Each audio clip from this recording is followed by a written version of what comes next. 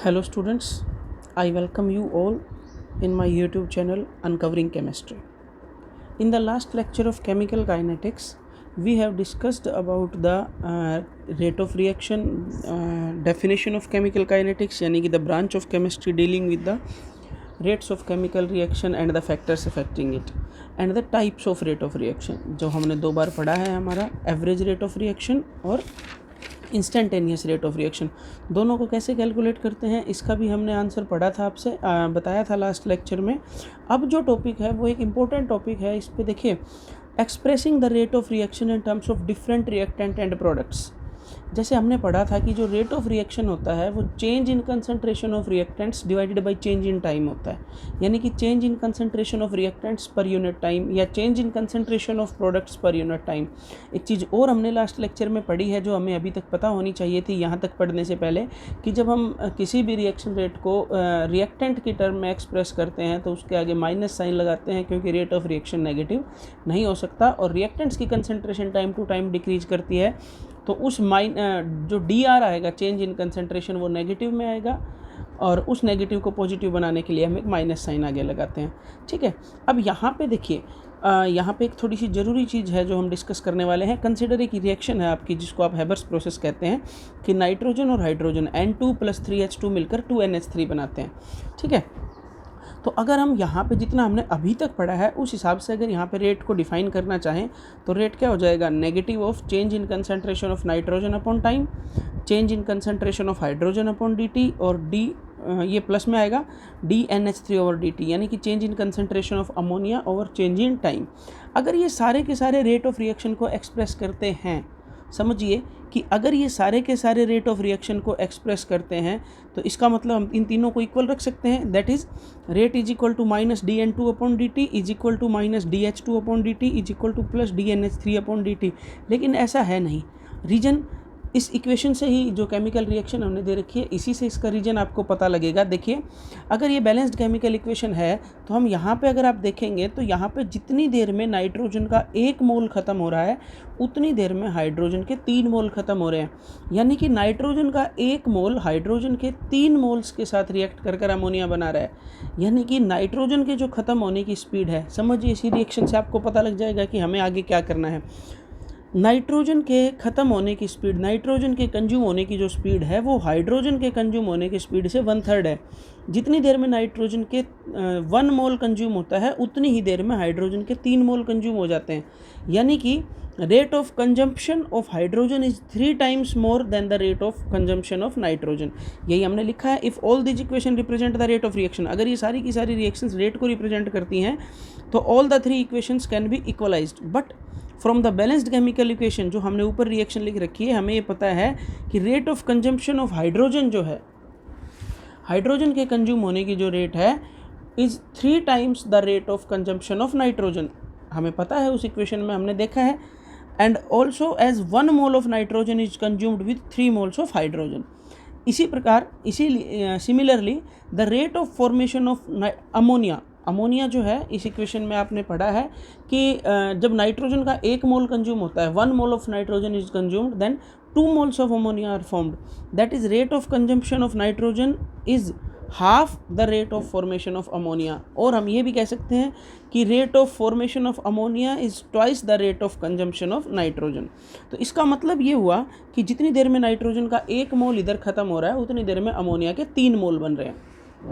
तो हम इन जो 3 इक्वेशंस हमने लिखी थी हम उनको इक्वलाइज नहीं कर सकते हैं। ये जो चीज़ें मैंने आपको बताई थी ये किस लिए बताई थी, सिर्फ ये चीज़ बताने के लिए कि हम इनको इक्वलाइज नहीं कर सकते हैं, क्योंकि नाइट्रोजन के कंज्यूम होने की जो स्पीड है, हाइड्रोजन के कंज्यूम होने की स्पीड है और अमोनिया के बनने की स्पीड है, तीनों अलग अलग हैं। तो इसीलिए therefore the above equations can not be equalised. To make them equal, अगर हमें इनको इक्वल करना है, यानी कि rate of consumption of nitrogen और rate of consumption of hydrogen को अगर इक्वल करना है तो हमें क्या करना पड़ेगा, rate of consumption of hydrogen को 3 से डिवाइड करना पड़ेगा, क्योंकि rate of consumption of hydrogen 3 times ज़्यादा है। तो इसके लिए हमने क्या कर दिया कि उसकी स्टोइकोमेट्री जो 3 मोल्स थे उससे डिवाइड किया है। To make them equal these must be, जो इक्वेशंस हमने लास्ट पेज पे लिखे हैं उनको उनकी जो स्टोइकोमेट्री है बैलेंस्ड केमिकल इक्वेशन की उनसे डिवाइड करना पड़ेगा। तो इक्वेशन क्या बन जाती है हमारे पास, rate is equal to dN2/dt minus यानी change in concentration of nitrogen is equal to 1/3 जो उसका 3H2 3 मोल्स थे, यानी स्टोइकोमेट्री से डिवाइड कर दिया। अब ये जो दो चीज़ें हैं ये इक्वल हो गई हैं, क्लियर है। और इसी के साथ जो अमोनिया था वो डबल था, मतलब नाइट्रोजन की कंजम्पशन के रेट से अमोनिया की फॉर्मेशन की रेट डबल थी, तो हमने क्या कर दिया, इसको 1/2 से डिवाइड कर दिया। अब ये और ये इक्वल हो गए, तो ये चीज़ क्या हो गई, ये रेट ऑफ रिएक्शन को एक्सप्लेन करेगी। मैं एक चीज़ आपको यहाँ पे और बताना चाहूँगा कि जब हम किसी भी रिएक्टेंट या प्रोडक्ट को एक्सप्रेस करते टाइम रिएक्टेंट या प्रोडक्ट की फॉर्म में, रिएक्टेंट या प्रोडक्ट के टर्म्स में रेट को एक्सप्लेन करेंगे तो स्टोइकोमेट्री से डिवाइड करेंगे। स्टोइकोमेट्री से डिवाइड करने के बाद जो एक्सप्रेशन बनती है, जैसे यहाँ पे है -1/3 dH2/dt, यहाँ हमने स्टोइकोमेट्री से डिवाइड कर दिया है तो वो रेट ऑफ रिएक्शन कहलाएगा। मान लीजिए अगर आप यहाँ पे स्टोइकोमेट्री से डिवाइड नहीं करते हैं, ये सिर्फ dH2/dt है, तो ये सिर्फ और सिर्फ हाइड्रोजन के कंज्यूम होने की स्पीड है। It is the speed of consumption of hydrogen. अगर यहाँ आप 2 से डिवाइड नहीं करते हैं तो this is the formation of ammonia only, rate of formation of ammonia, not the rate of reaction. ये चीज़ मैंने आगे लिखी हुई है। If the expression is divided with stoichiometry, अगर हम उस एक्सप्रेशन को स्टोइकोमेट्री से डिवाइड करते हैं then it becomes the rate of reaction. और if the expression is not divided with the stoichiometry it will be just the rate of formation और consumption of that particular product और reactant. अगर आप stoichiometry से divide नहीं करते हैं तो वो सिर्फ और सिर्फ रेट ऑफ फॉर्मेशन या रेट ऑफ कंजम्पशन, जैसे वो रिएक्टेंट होगा तो कंज्यूम होगा, प्रोडक्ट होगा तो फॉर्म होगा, सिर्फ उसके बनने या यूज होने की स्पीड होगी, वो रेट ऑफ रिएक्शन नहीं कहलाएगा। रेट ऑफ रिएक्शन वो तभी बनेगा जब आप उसको स्टोइकोमेट्री से डिवाइड करेंगे। यहाँ मैंने एक एग्जाम्पल के साथ आपको इस चीज़ को समझाया हुआ है। देखिए, सपोज कीजिए कोई हाइपोथेटिकल रिएक्शन है, 2A + B will give you 3C। What is the rate of appearance of C and they रखा है given that rate of appearance of C is 1.3 × 10⁻⁴ मोल पर लीटर पर second. Rate of appearance of C दे रखा है सिर्फ, यानी कि हमें जब इसके लिए एक्सप्रेशन डिराइव करेंगे तो वो स्टोइकोमेट्री से डिवाइड नहीं करेंगे, क्योंकि इसने रेट ऑफ रिएक्शन नहीं बताया हमें क्वेश्चन में दे रखा है rate of formation of C only. तो गिवन क्या है, dC/dt दे रखा है हमें 1/1.3 × 10⁻⁴। जो हमें केमिकल इक्वेशन दी हुई है उससे इसको रेट C की टर्म्स में रेट क्या होगा जब उसको स्टोइकोमेट्री से डिवाइड करेंगे, और क्योंकि C एक प्रोडक्ट है तो आगे माइनस साइन नहीं लगेगा। 1/3 dC/dt। Putting the values of dC/dt in above equation, जो dC और dt की ये वैल्यू थी 1.3, इसको इस इक्वेशन में रख देंगे हम, तो रेट क्या बन जाएगा 1/3 इंटू जो वैल्यू थी वो, and the rate will be the 4.3 × 10⁻⁵। I hope कि आपको ये चीज़ जो हमने अभी पढ़ी कि जब हमें रेट ऑफ रिएक्शन को रिएक्टेंट्स और प्रोडक्ट्स के टर्म में एक्सप्लेन करते हैं तो उसमें क्या चेंज आता है, उसमें हम स्टोइकोमेट्री से डिवाइड करते हैं अगर वो रेट ऑफ रिएक्शन है तो, और अगर स्टोइकोमेट्री से डिवाइड नहीं है तो that is only the rate of formation of product या rate of consumption of reactant only, not the rate of reaction. यहाँ इस एग्जाम्पल से चीज़ क्लियर हो रही है।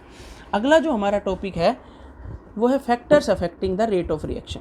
तो सबसे पहले आपको पता है, देखिए मैंने आपको चैप्टर की शुरुआत में इस चीज़ के बारे में बताया है फर्स्ट लेक्चर में कि जब भी कोई एक केमिकल रिएक्शन होती है तो क्या होता है, वहाँ पे कुछ पुराने बॉन्ड टूटते हैं और कुछ नए बॉन्ड बनते हैं। तो मैंने आपको ये बताया है कि जब भी कोई केमिकल रिएक्शन होती है तो उसमें कुछ पुराने बॉन्ड टूटते हैं और कुछ नए बॉन्ड बनते हैं। तो रेट ऑफ रिएक्शन जो है वो उन बॉन्ड स्ट्रेंथ के ऊपर डिपेंड करता है। जो बॉन्ड आसानी से टूट जाएंगे, जैसे मैंने आपको बताया था आयोनिक रिएक्शंस हैं, वाटर में डिजोल्व करने के बाद जो आयोनिक मॉलिक्यूल्स हैं जैसे NaCl है वो ऑटोमेटिक Na+ Cl- में डिसोशिएट हो जाता है, तो हमें उस बॉन्ड को तोड़ने की ज़रूरत नहीं पड़ेगी। जिस बॉन्ड को हमें तोड़ने की ज़रूरत नहीं पड़ेगी उसका मतलब क्या है कि वो रिएक्शंस बहुत फास्ट होंगी, वो टाइम कंज्यूमिंग रिएक्शंस नहीं होंगी।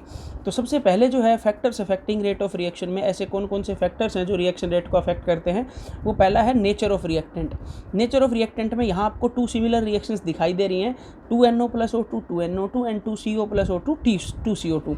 यहाँ पे रिएक्शंस देखने में तो सिमिलर हैं, लेकिन एक रिएक्शन जो नाइट्रोजन मोनोऑक्साइड वाली है, नाइट्रिक ऑक्साइड वाली रिएक्शन है, वो काफ़ी फास्ट है।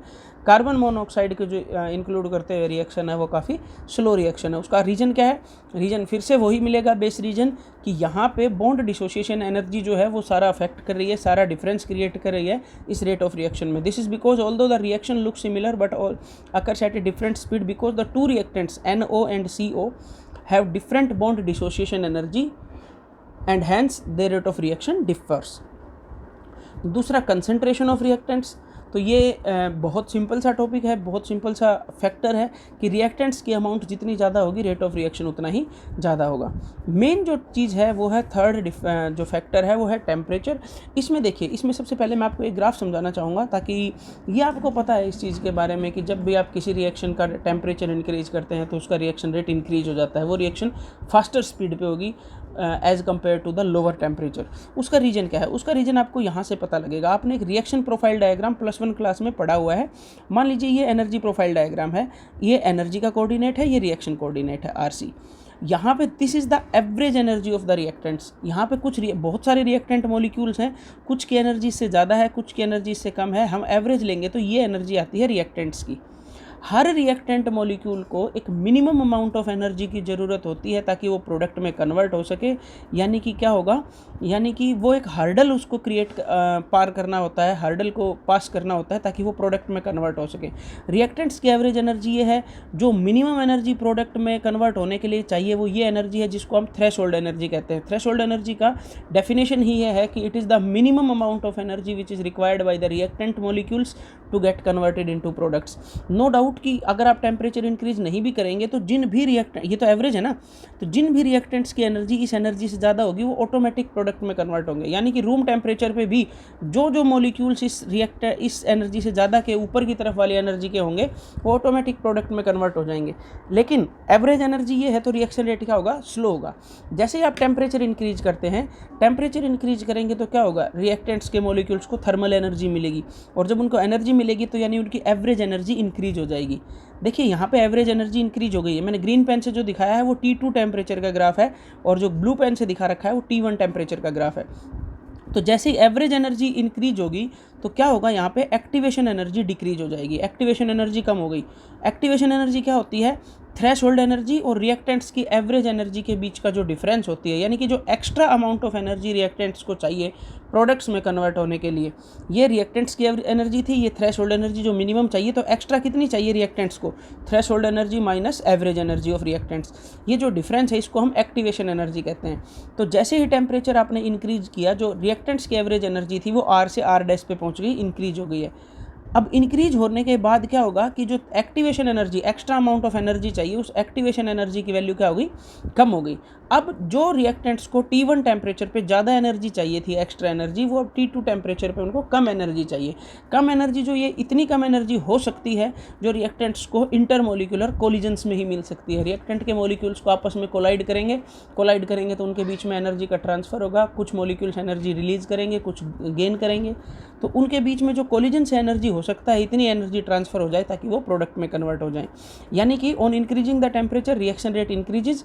ये एक फैक्ट है कि for every 10 degree rise in temperature, अगर आप रिएक्शन का टेम्परेचर 10 डिग्री तक बढ़ा देते हैं तो रिएक्शन रेट ऑलमोस्ट डबल हो जाता है। ठीक है, अब ये है एक्सप्लेनेशन कि how does temperature increases the rate of reaction.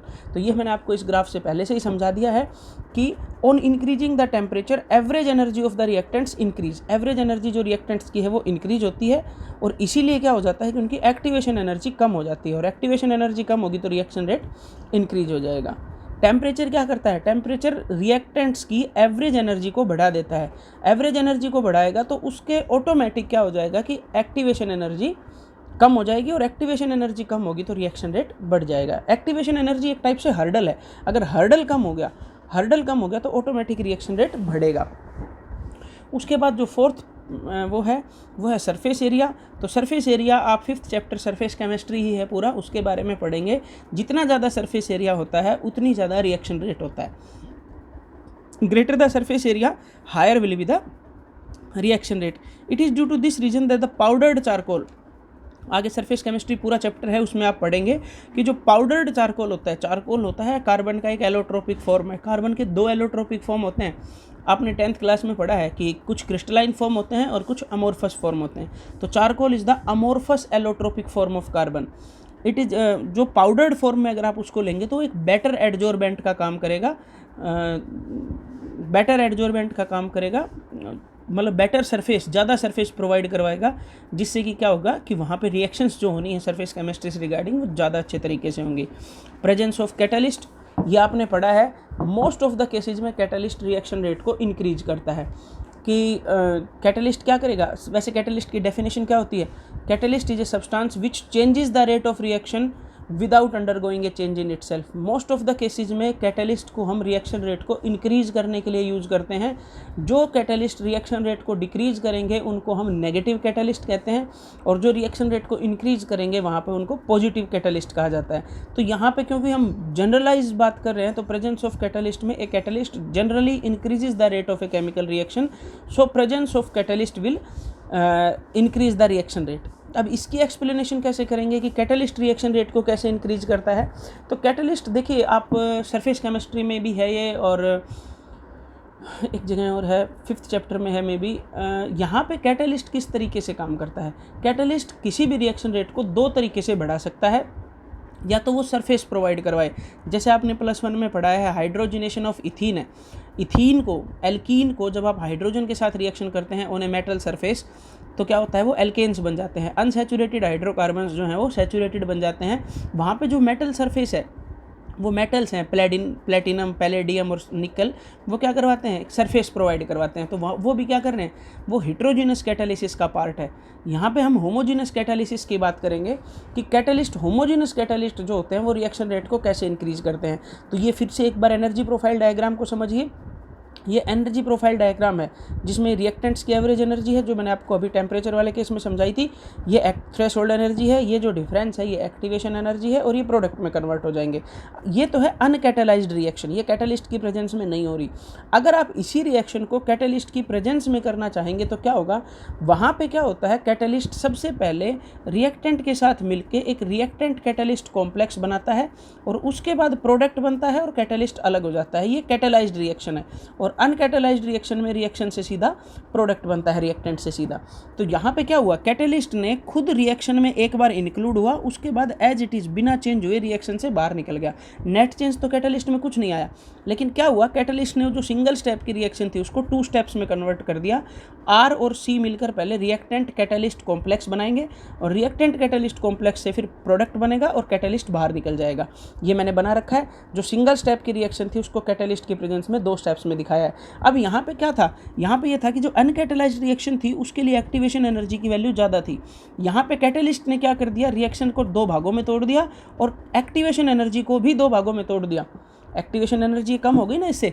तो जब एक्टिवेशन एनर्जी, फिर से हमने वो टेम्परेचर वाला केस है, एक्टिवेशन एनर्जी अगर कम हो जाएगी तो क्या होगा, रिएक्शन रेट इंक्रीज हो जाएगा। तो हम यहाँ पे एक्सप्लेन क्या करेंगे, in case of homogeneous catalysis. Homogeneous catalysis वो होता है जिसमें रिएक्टेंट और कैटलिस्ट और प्रोडक्ट्स तीनों एक ही फेज में होते हैं, सेम फिजिकल स्टेट में होते हैं। तो in case of homogeneous catalyst, a catalyst splits the activation energy into 2 parts. जो टोटल एक्टिवेशन एनर्जी है अनकैटलाइज्ड रिएक्शन की, उसको वो 2 भागों में तोड़ देता है। तो ऑब्वियस सी बात है कि एक बार तो आपको इतनी एक्स्ट्रा एनर्जी चाहिए जो ज़्यादा है, या फिर प्रोडक्ट में कन्वर्ट होने के लिए इतनी एक्टिवेशन एनर्जी चाहिए जो कम है। तो कम एक्टिवेशन एनर्जी चाहिए होगी तो उसमें क्या होगा, रिएक्शन रेट इंक्रीज हो जाएगा। ठीक है। लास्ट फैक्टर है प्रेजेंस ऑफ लाइट। तो प्रेजेंस ऑफ लाइट सिर्फ उन्हीं रिएक्शंस में एक अफेक्टिंग फैक्टर हो सकता है जो रिएक्शंस फोटोकेमिकल होती हैं, यानी कि लाइट की प्रेजेंस में रिएक्शंस होती हैं। तो लाइट की प्रेजेंस में सबसे पहले तो फोटोसिंथेसिस होता है। प्लांट्स जो फोटोसिंथेसिस करके अपना फूड खुद बनाते हैं, that is called as photosynthesis. तो अगर लाइट नहीं होगी तो जो प्लांट्स हैं वो अपना फूड मैन्युफैक्चर, ग्लूकोज को नहीं बना पाएंगे, स्टार्च नहीं बना पाएंगे। दूसरा है फोटोसिंथेसिस जो है वो H2 और Cl2, हाइड्रोजन और क्लोरीन लाइट की प्रेजेंस में मिलकर हाइड्रोजन क्लोराइड बनाते हैं। अगर ये आप डार्क में करेंगे तो ये रिएक्शन नहीं होगी। यानी कि प्रेजेंस ऑफ लाइट भी क्या हो सकती है, एक अफेक्टिंग फैक्टर हो सकता है उन रिएक्शंस के लिए जो फोटोकेमिकल रिएक्शंस हैं। ठीक है। Affect of concentration, law of mass action, ये हम नेक्स्ट लेक्चर में करेंगे। Thank you very much.